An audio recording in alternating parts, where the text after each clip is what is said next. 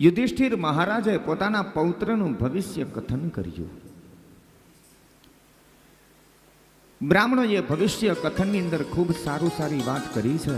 હે મહારાજ યુધિષ્ઠિર, તમારો આ પૌત્ર છે મહાન બનશે, પરાક્રમી થશે, સુરવીર બનશે, અધર્મનો નાશ કરશે, ધર્મની સ્થાપના કરશે, દાનવીર બનશે. અનેક ભવિષ્ય કથન કર્યું છે. અને બ્રાહ્મણોએ કહ્યું છે કે હે મહારાજ યુધિષ્ઠિર, તમારો આ જે પૌત્ર છે ને એમને કોઈ બ્રાહ્મણનો શ્રાપ લાગશે. યુધિષ્ઠિર મહારાજ આસન ઉપરથી ઊભા થઈ ગયા. હે બ્રાહ્મણો, અમે ક્ષત્રિય છીએ, અમારા પૌત્રને જો બ્રાહ્મણનો શ્રાપ લાગે ને તો અમારી 71 પેઢી નરકમાં જાય. બ્રાહ્મણોને અમે પૂજ્યા છે, એમની સેવા કરી, એમની સેવા કરવી અમારો ધર્મ છે.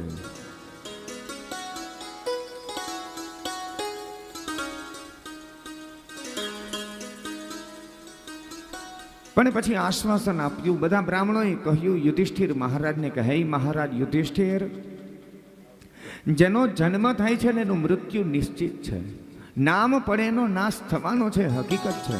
તમારા પૌત્રનું મૃત્યુ છે, બ્રાહ્મણના શ્રાપથી મૃત્યુ છે, પણ વાસ્તવિકમાં તમારા પુત્રને એ પરીક્ષિતને બ્રાહ્મણનો શ્રાપ નહીં પણ આશીર્વાદ રૂપ બનશે. એમને કોઈ યોગીની મુલાકાત થશે, પરમહંસ વ્યક્તિની મુલાકાત થશે અને અંતે એમને મુક્તિ મળશે. યુધિષ્ઠિર મહારાજને ત્યારે સાંત્વના મળી. બ્રાહ્મણો જતા રહ્યા, ભવિષ્ય કથન કર્યું છે. મહારાજ યુધિષ્ઠિર હસ્તિનાપુરના રાજા બન્યા. ઘણા સમય સુધી રાજ કર્યું છે. ધર્મની સ્થાપના કરી, અધર્મનો નાશ કર્યો.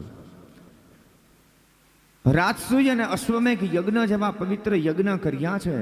દિગ્વિજય કર્યો છે, પોતાની કીર્તિને ફેલાવી છે.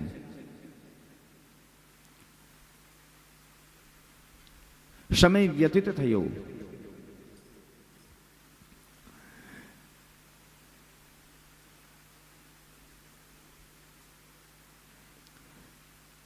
ધૃતરાષ્ટ્ર અને ગાંધારી છે પણ હવે પાંડવોની સાથે રહેતા હતા.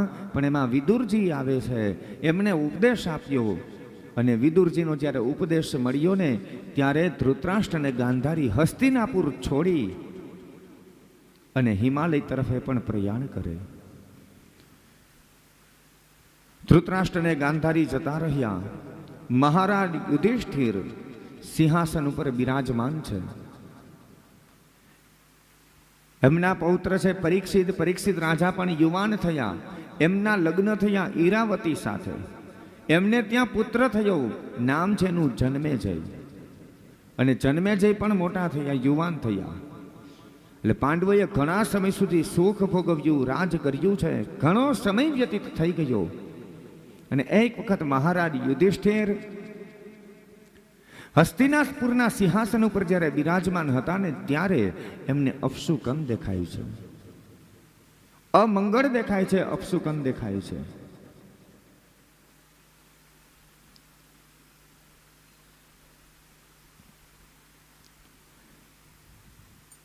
યુધિષ્ઠિર મહારાજને જ્યારે અપશુકનના દર્શન થયા ને ત્યારે વિચાર કર્યો કે હમણાં દ્વારકાથી ભગવાન કૃષ્ણના ઘણા સમયથી કોઈ પણ જાતના કંઈ સમાચાર નથી.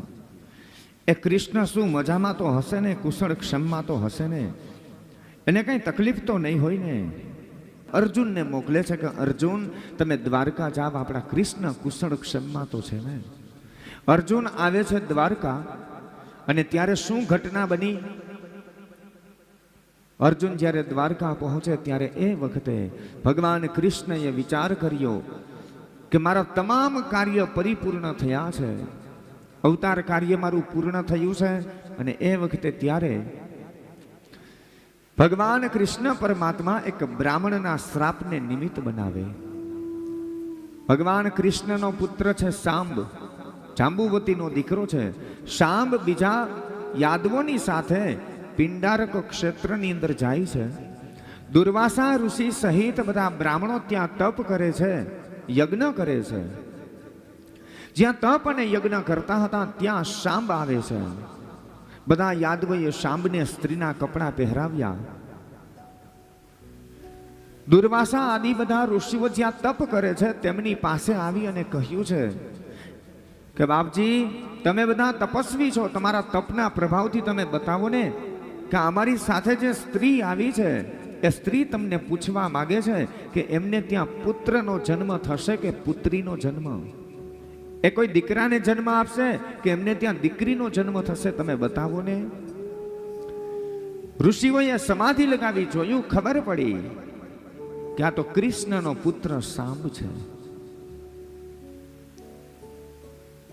દુર્વાસા ઋષિને ત્યારે ક્રોધ આવ્યો, શ્રાપ આપ્યો છે કે હે યાદવો, તમારા પરિવારની અંદર આજે ભગવાન પરમાત્મા પ્રગટ થયા, તમે ગર્વિષ્ઠ બન્યા, અમારી પરીક્ષા કરો છો, મસ્કરી કરો છો. શ્રાપ આપો છું કે આ સાંબના ઉદરેથી એક મૂષણ પ્રગટ થશે અને તમારા યાદવ પરિવારનો વિનાશ થશે.